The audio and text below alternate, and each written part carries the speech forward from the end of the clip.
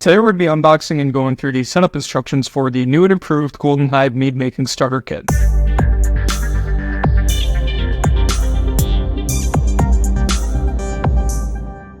What is up, you guys? The brand new Golden Hive Mead starter kit is here, and I'm excited to finally share everything that's included, go through what's new, and show you how to get everything set up. If you like this long form video style, let me know by giving this a like, and as always, be sure to subscribe for more. Now let's get into it. I should start by saying that detailed instructions and a starter guide with recipes come included in the kit, but I thought a video would be helpful as well. So now, taking a look at what's inside, the first components you'll find outside of the fermentation vessel are, of course, your hydrometer, which comes in this nice hard shell case. This is a more simplified hydrometer. The specific gravity readings are super easy to read, as you can see here, and it actually comes with its own instructions. Next, we've got this auto siphon racking cane, and this is what you use to transfer your liquid and will actually attach to a hose, which I will show you in a second here. This fermentation vessel lid is pre-drilled and equipped with a seal for where the airlock will go. And now let's move on to what comes inside the jar. So right here is a 100 milliliter graduated cylinder test tube, and this is the perfect size for using a hydrometer. I've never seen another kit that includes this, and it's just one of those things that's super nice to have. And now we've got the hose for the auto siphon. It's 3 feet long, which is really all you need for racking or bottling. Moving on to this small bag, which includes a 3-piece airlock for the lid, and also your hose clamp, a fancy sticker, and a code that you can use to access the free starter guide and recipes, and also an LCD strip thermometer. So now let's move on to what everybody has been waiting for and talk about the ingredients. These are brand new additions, and I figured that they make a kit a lot easier to use for beginners, since you don't have to track down individual chemicals when you're brand new to the hobby. Because if you're anything like I was when I got started making mead, I had no clue where to start. So what's included is yeast and nutrient, and I chose these two in particular because that's actually what I use in almost all my batches, and they make some great meads. And then there's also 2 different acids and Camden tablets. I include acids in my recipes primarily for taste and complexity, and then the tablets are good for preventing microbial growth if, say, you want to transfer to another vessel. Also be paired with potassium sorbate to stabilize after fermentation if you want to back sweeten. So now let's go through how you get everything set up to make your very first batch. We are going to start with the vessel itself, and I love these 1-gallon glass vessels over carboys because they have a wide mouth, which is great for adding fruit, and you can actually see inside, which makes things so much easier to transfer compared to using a bucket. Airlock fits right into the lid, as you can see here, and I don't want to stick it too far in, but just enough so it barely sticks out while still being nice and snug. And so to use it, you remove the cap,